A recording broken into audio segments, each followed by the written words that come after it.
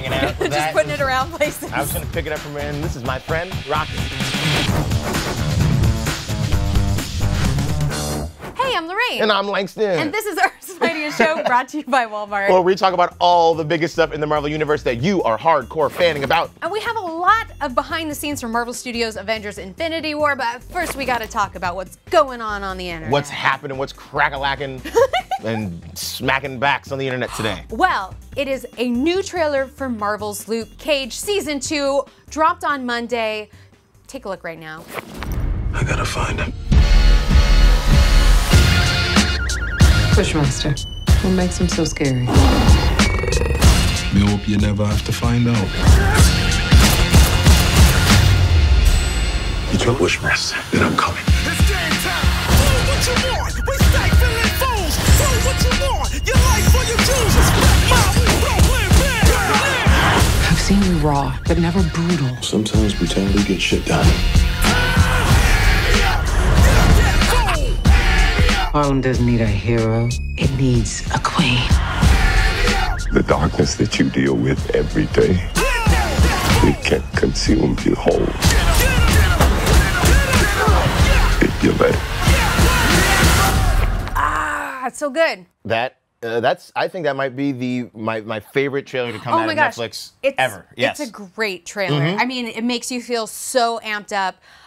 What's your favorite? Besides, if you want to test me, come find me, the new villain, Bushmaster, who seems to be able to render Luke Cage vulnerable for the first time, which is going to be interesting to explore. John McIver from the comics. You guys, you're going to have to check it out. Also from the comics, Misty Knight's arm is finally here. I'm so excited about it. You know, if you know Misty Knight's history, we've been waiting for this to finally see her prosthetic. Yeah, I can do that all day. I hope it sounds all day, every day. So I've been super excited to see that. So many cool things coming to fruition on that show. And you guys can watch all of the episodes for Season 2 and Season 1 on June 22nd, only on Netflix. You know who I'm going to watch it with? Who? My mom. Oh, my mom. You know, it's funny you mention your mom just totally randomly because it's actually Mother's Day this weekend. Oh, no. Yeah, it is. You better go write a card or something. But we actually took to our Facebook and Twitter pages and we asked you guys who was your favorite Marvel mother, and you guys had some really great answers. Oh, yeah, absolutely. Yeah. Amy Laura said, Maureen Green is my #1 pick, but Jessica Jones is a great mother too. After everything Jess has been through, to see her care for her daughter at the end of the day makes her a real superhero. Also, shout out to Maureen Green, the mother of Doreen Green, the real Squirrel Girl. Yeah. The unbeatable Look at that. Squirrel Look Girl. at that. She wears a t-shirt with Squirrel Girl on it. Like, what kind of great mom? I would be so embarrassed by Maureen Green, honestly, but what a great mom. Wearing a t-shirt with my superhero name on it. Does your mom wear this t-shirt? Yeah, she wears a shirt that just says the Langston all the time. And Giancarlo Osmond said, I mean, it's gotta be Aunt May, right? She is the moral center of Peter Parker. Without her, there would be no Spider-Man. And she's a single parent. Also, shout out to Sue Storm as well for being the mother to the Marvel family. And she does have a tough job because the FF, they are what a band of rogues. what a bunch of scamps. She has to deal with all of them, really. From Reed and Ben and Johnny and her kids. And her kids, Franklin and Valeria, geniuses. It's got to be hard to keep up with geniuses. But she can disappear. Yeah, she can go invisible. Oh, yeah, but you can't disappear on your kids. You got to show up for them. Also true. Yeah, but she does. She does. Yeah. And she saves the world also, which all is the time. like So she, you know, so she's right now on my #1 list. She's heck yeah. Top mom, Sue. Top mom.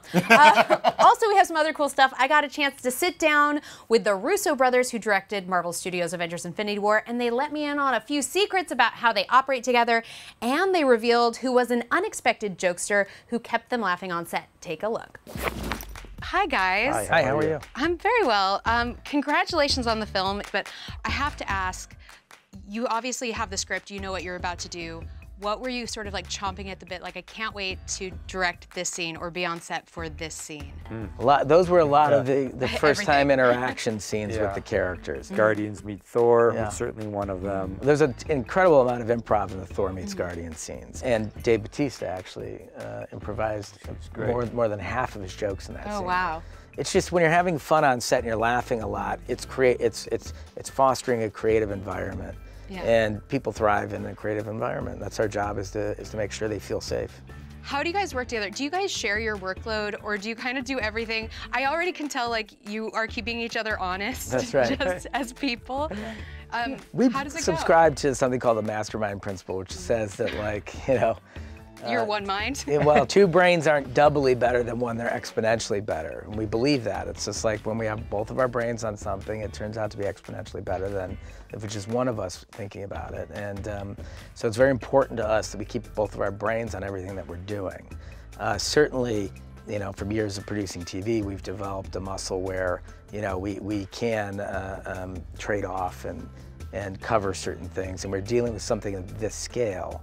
Right. That's somewhat of a necessity at times. Who were some of your favorite Avengers to pair up? Because that's been the great joy for everyone. I think that Tony Stark and Doctor Strange are a really fun pairing because you've got two narcissists who are polar opposites. One's a man of magic, one's a man of science. So you know there's going to be combustibility there.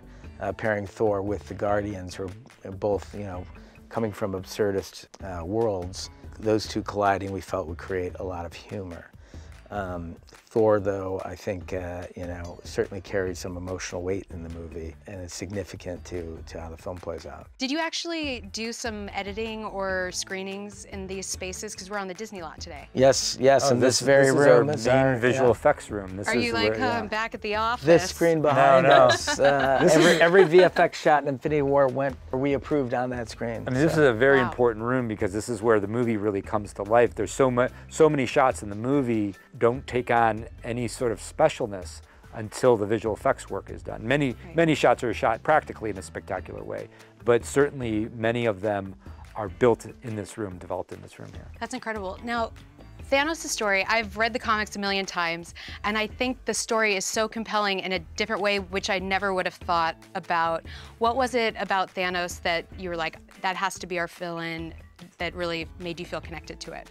This is a movie where we are connecting all the sort of unrelated corners of the MCU in a single movie. It's not an easy thing to do.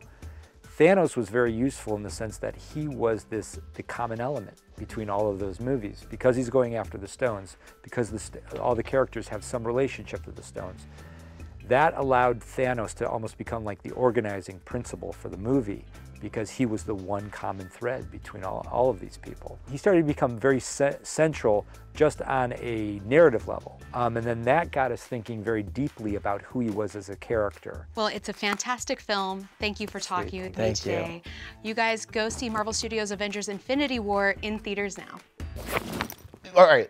Every single VFX shot went through that room, that screen? Yeah, I know, we had no idea. We set up in there, it's a sort of dark theater space. It's got a couple of rows of chairs and some desks and lots of good snacks. But I mean, we had no idea, but that's their home office where they did everything. I mean, mind-blowing. Speaking of snacks, I like snacking on jokes, and Dave Bautista's jokes were improvised, which makes me very happy because that means that that came from him, and to see him create Drax, that character, and make it his own is awesome. He's so great as Drax. I think a lot of people forget about his wrestling background. True. And he's a phenomenal improviser, probably because he did so much wrestling. Oh yeah, when you have to go out in front of thousands of people and on TV and kind of put yourself out there and be this bigger-than-life character, it's so cool to see him transition into this amazing character that is designed for him. Yes, He was made to be Drax. Yeah. Oh, totally. And I just love going behind the curtain and really getting to see the behind the scenes with the director. Oh, speaking of behind the scenes and secrets, we got more secrets with our very own Ryan Penagos, AKA Agent M, as he got up close and personal with two characters from Marvel Studios.